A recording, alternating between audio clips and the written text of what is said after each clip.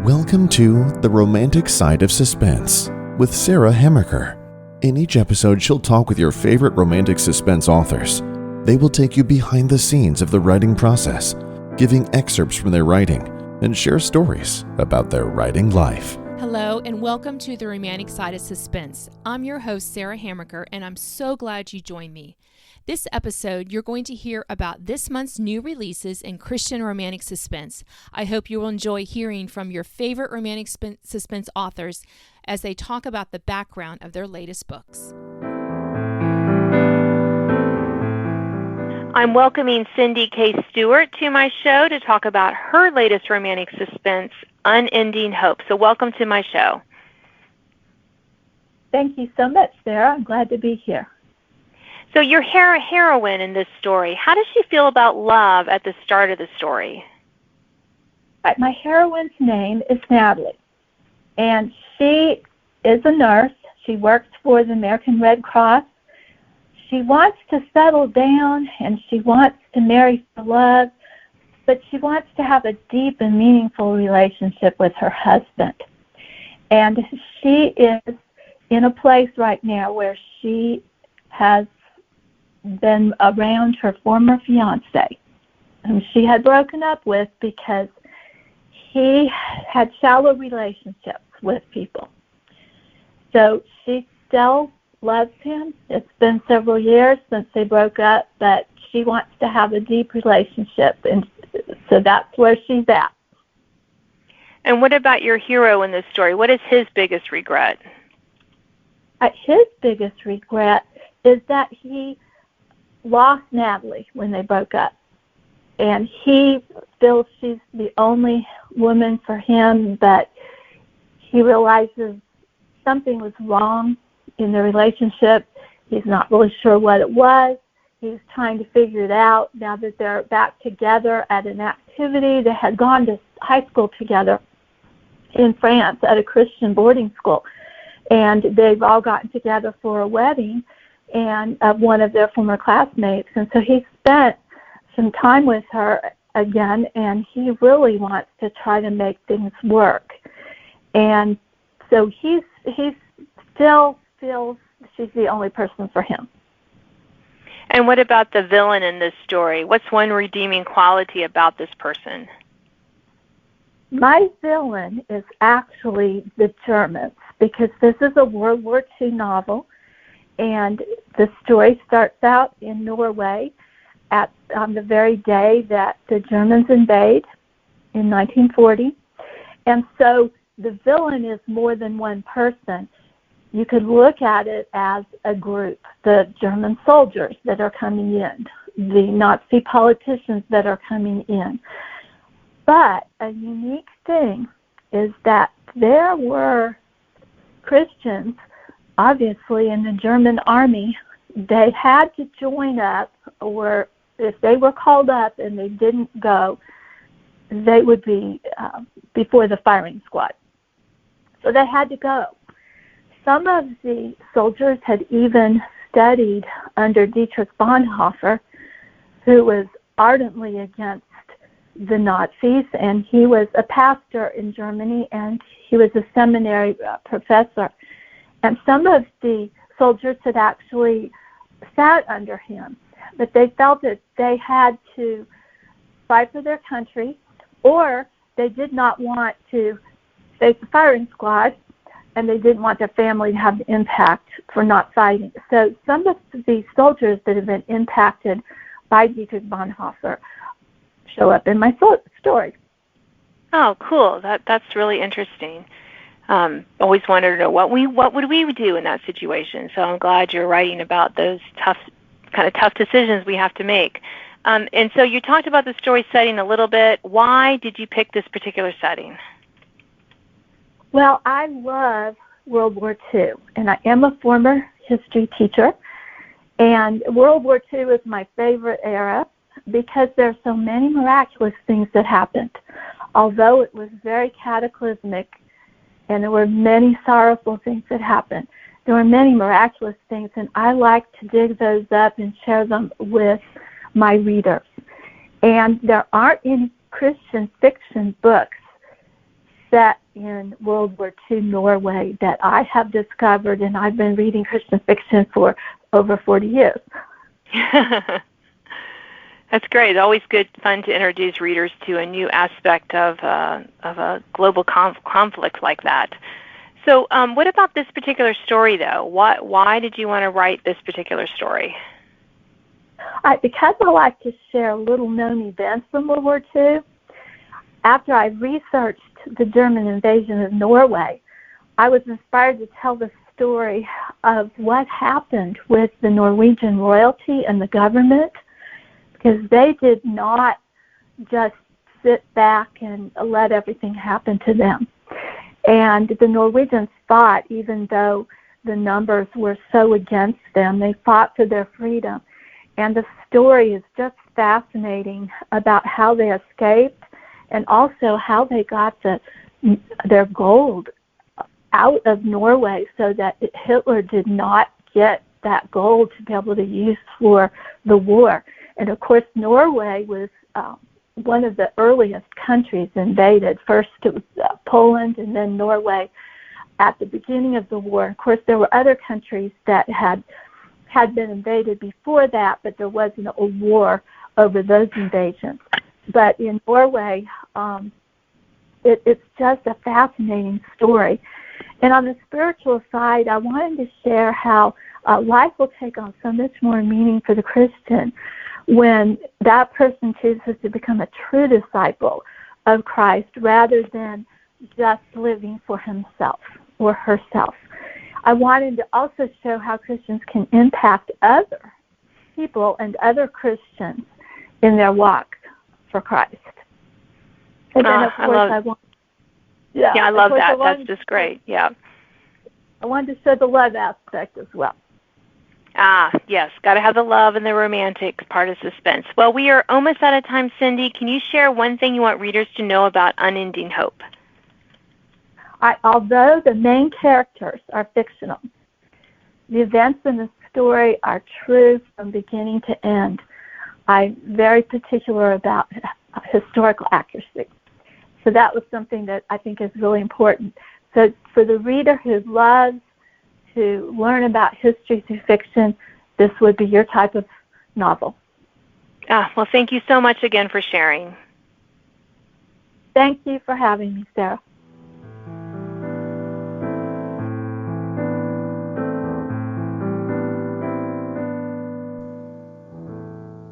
Delighted to welcome back Danielle Grandinetti to talk about her latest romantic suspense, The Neighbor and the Gift. So welcome back, Danielle. Thanks so much for having me. So in this story, who was the most important person in your heroine's life? For my heroine, her name is Ollie, and her grandfather is one of her most important people in her life. And so when things go haywire, that's who she goes to visit. Okay, yeah. It's always good to have those older folks in our lives. Yeah, he has a cabin out in the middle of nowhere, so it's just a perfect escape for her.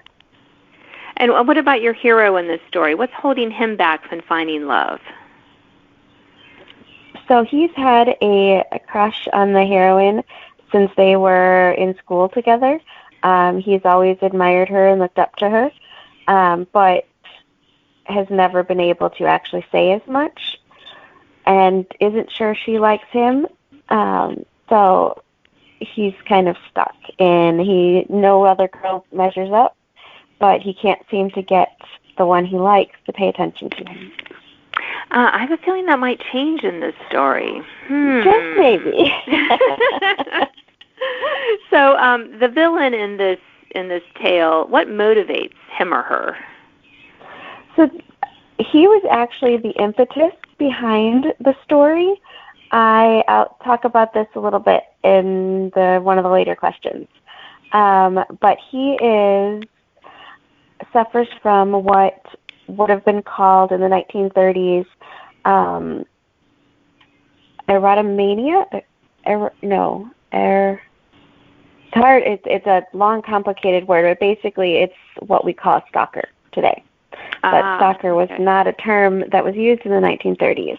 So I had to do some research to understand how it all worked. But he gets obsessed with the heroine, and even though she isn't interested, and yeah. Yeah. Well, that's it's dangerous. Yeah. Yes, of course. And what about the setting for the story? How does the setting move the story forward? So the series is based around a cabin in the north woods of Wisconsin, and it's as the Christmases go on over the course of the 1930s, it's starting to create this atmosphere of it's a matchmaking cabin, or at least Christmas miracle cabin. But this is only book 2, so it's still developing that reputation. Mm-hmm. Ollie's grandfather lives in the cabin next door. So when she goes to visit, she is next door to this cabin, which is what the hero, he has to stop in to do some repairs on the cabin. So it's a perfect little matchmaking between the cabins and the grandfather. Yeah. Yeah. Until the stalker shows up. And right. Things go a little haywire. Yep. Yeah, of course. Well, we write romantic suspense, so that's understood. Exactly. That's understood. Exactly. So now tell us a little bit more about how this story came about. What's the genesis of it? So I always love when stories take like a nod of a song, like the 12 Days of Christmas. But most stories that I've read, the 12 Days of Christmas, the gifts, are usually from the true love, the hero, to the heroine. Mm-hmm. And being the romantic suspense brain that I have, I had to ask the question, well, what if the bad guy was the one giving the gifts? And that's what had me doing the deep dive into that stalker was not a 1930s term, so what did it look like? And so that was the genesis of the story. And so the gifts in the story are not from the hero. They are very much from the bad guy. Oh, creepy. I know. It was fun. Yeah. I totally get that. We are normal people, listeners. We are, but our brains just go different ways. All right, so we're going to close our short time together with, what is your book's tagline? The tagline is 12 days, 12 gifts, one unlikely hero. I love it. Well, thank you so much for sharing about the neighbor and the gifts on my show. Yes, thank you for having me.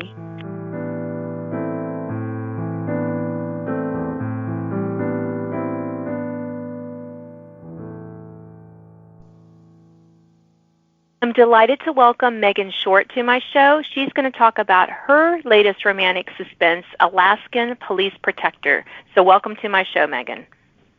Thanks for having me, Sarah. So for your heroine in this story, who is the most important person in her life? For sure, her niece, Katie. Katie was orphaned 6 months before the story begins, and Rachel's doing her best to give Katie a normal childhood. Not easy as a single mum in a totally new community. Her life kind of basically revolves around this little girl, and she feels like she's doing a terrible job, though of course she's doing great. Of course. Yes, that is definitely the hallmark of every mom. We're doing a terrible job, and we're doing great. So what about your hero? What is his first reaction in an emergency situation? Well, Samuel races straight into the thick of it. He's a natural protector, which is why he chose his career as a police officer. On top of that, he's carrying a lot of guilt for failing during an emergency, and in a way he's trying to compensate for that. Okay, I'm sure there's going to be some healing in this story. Yay! For sure. Yeah, so what about your villain? Who or what does your villain love the most in this story? For sure himself. Without giving too much away, he's a typical narcissist. Nothing's his fault. Everyone's against him. Yeah, that can definitely lead to some pretty sticky situations. So I'll know he'll get caught at the end because we have our happy endings. I love that about our stories. Now, I'm going to take a wild guess, Megan, and say that this is set in Alaska. So how does the setting move the story forward? Well, that's exactly right. Yes, I love Alaska. I always try to make settings an antagonist itself, putting obstacles in place to make life harder for my characters. So that's one of the reasons I love Alaska. Kind of like where I live in Australia, the weather's always got something that works against what people want to do, as well as the wildlife. I'm not sure whether I find bears or saltwater crocodiles scarier. I was recently here in far north Queensland, and you can't even go on the beach anymore because of the crocs. It's kind of wild, but the same is true for Alaska with the bears and the moose and so on. So when I was in Cordovia, which is where the story's set, I did end up going for a walk in the forest where bear activity had been recently. I didn't have bear spray, just singing and clapping. It was pretty harrowing. So I do try to integrate some of that into my stories. Yeah, I love that. I love the things we do, readers, the things we do to get that authenticity. So that's great. So what about the underlying positive message of your story? Well, that was quite easy. It's a message from John, the Gospel of John, chapter 6, verse 37. All those the Father gives me will come to me, and whoever comes to me I'll never drive away. So I guess the message itself is once we're marked as Christ's own forever, he really means forever. Even when we turn our backs on him, he's always there waiting for us. I love that. We can't hear that enough, can we? No. No. So we're going to close our short time together with, what is your book's tagline?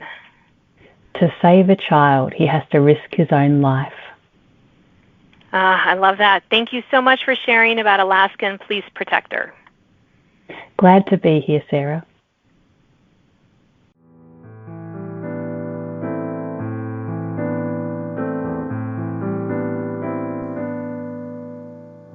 I'm welcoming Dana Mentink back to my show to talk about her latest romantic suspense, Fire Mountain. So welcome back, Dana.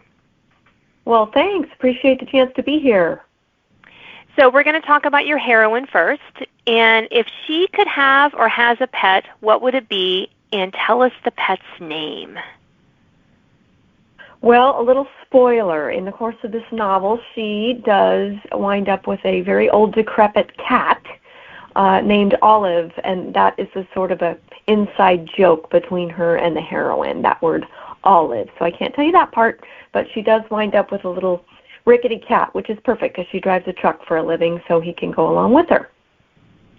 Yes. Yeah, I'm glad you have a cat. I mean, I love the dogs, but, you know, I'm a cat person, so I try to work those into my stories because I'm like, cats are pets, too. They're awesome. Oh, they are, for sure. Yeah. So what about your hero in this story? What is his biggest regret? He is a retired cop, and he made a decision at the end of his career at the last call he went to not wait for backup. He was too impulsive and did not behave in a real calm and measured way, and as a result, his partner was badly injured. So that's his greatest regret. Oh, I bet he's going to have a chance to rethink that in this story. You betcha. Yeah. So what about your villain? Does he or she have a redeeming quality, and what is it? You know, I think every villain has something that is important to them. And in my case, the villain's brother, he has a very close bond with his brother. And he loves his brother very much, even though they have not made good choices and they are behaving sort of in an immoral way. He does have that love bond with his brother. Yeah. Well, I mean, family can make us do crazy things sometimes if we're not watching ourselves. So that is I can true. see that.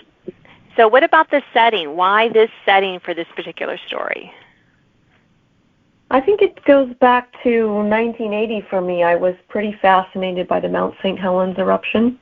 Being from the Pacific Northwest, that was a very big event. I was 12 at the time. So I've just always carried the drama of that, and the fact that it started out as kind of an entertaining thing, like, oh, let's go watch the mountain erupt, and then became very quickly apparent that this was a natural disaster in the making. So I always held on to that, and I thought, wouldn't that be a great setting, that Pacific Northwest Cascade Mountain region, a great place to set a novel about a volcano? right? So kind of all works out. Yeah, of course. So what about this particular story? You told us about the setting, but why this story? What made you have to write this story?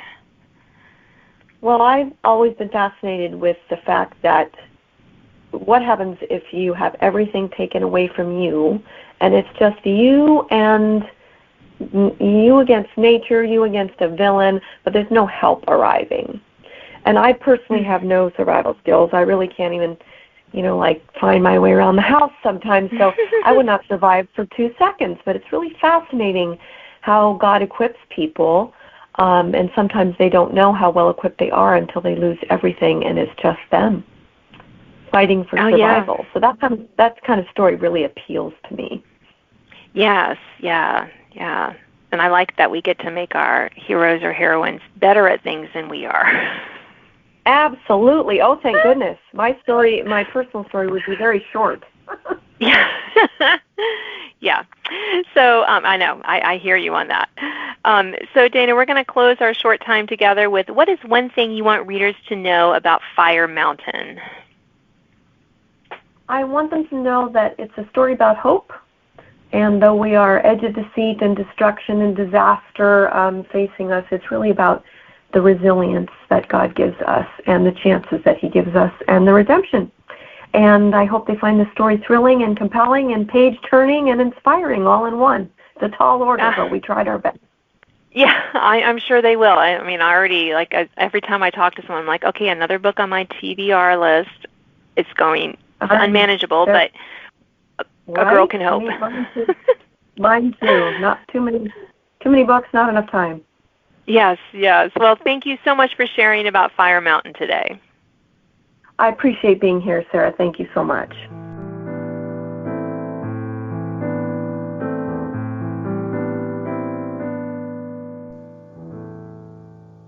I'm delighted to welcome back Elizabeth Goddard, talking about her latest romantic suspense, Perilous Tide. So welcome back to my show, Elizabeth. I'm excited to be here. Thanks for having me. So at the beginning of this story, how does your heroine feel about love? She is really disillusioned because she was falling in love months ago and thought she found the man of her dreams and someone she could trust. But he left to go on a mission, and she never heard from him again until at the beginning of the book he suddenly shows up. He's there out of the blue to rescue her from a car sinking in Puget Sound. Yeah, well, that's definitely not a meet cute. Kind of a situation there. Right. So obviously your hero has a few issues. So what's holding him back from finding love? Well, he has been through a lot of very dangerous operations, and he has a lot of danger from his past that keeps coming at him and following him, and he just is trying to protect the person that he loves or he thinks he wants to be with, so he just stays away, he believes, to protect the person. So he's just really holding himself back. Yeah. So what about the villain in this story? Who or what does your villain love the most? This is funny to me because it seems like to me that all villains really love themselves most. But I know there's many different situations where they could be protecting someone else. But in my story, the villain is really thinking about himself so much that even those he loves come second to himself. Yeah, and that can get us into trouble, definitely. Yeah. Yeah. So the story setting, why this particular setting for this story? Well, I'd always wanted to set a series on the Rocky Washington coast, so it's just part of the series Hidden Bay set on the Rocky Washington coast. And the reason is it's isolated with limited cell coverage, and it's really volatile and sometimes has violent weather, cold, it's windy and rainy, and all of these elements can add tension to the story because if you can't even make a cell phone call, and I've been there, and sometimes the satellite doesn't even work, so I don't even know if satellite phones would work that well. Yeah, and that definitely just the isolation part of it can make it definitely more challenging. Ramping up the tension, so I just love it. Yeah, so what about the underlying positive message of your story? Well, there is a moment where Joe is standing on a veranda that goes out over the rocky beach. It's like a big mansion that's on top of a cliff, and then it's got this portico or veranda that kind of reaches out over the rocky beach, and she's standing there, and it's raining, and it's windy, and the waves are crashing violently against the rocks below her, and it just reflects the anguish in her soul. But then she looks down, and at her feet, carved into the decking, are the words, "He leads me beside still waters," Psalm 23:2. And so the message, that's the overall message, that no matter what is going on around us, just how horrible it seems physically or inside of us, we can still have peace, that peace that passes understanding, because he leads us beside still waters. Oh, I love that. Yeah, that's such a great truth to weave into a story. Yeah. Well, we are. Yeah, it is. Yeah, I love that we can do that as Christian authors. So fun. So we are almost out of time, Elizabeth. Let's close with, what is the tagline for Perilous Tides? As Cole and Joe search for answers, the past rushes in like a dangerous tide to sweep them away before the truth can be revealed. I love it. Well, it's out on later this month, so thank you so much for sharing about your book on my show. Thank you so much for having me. I appreciate it.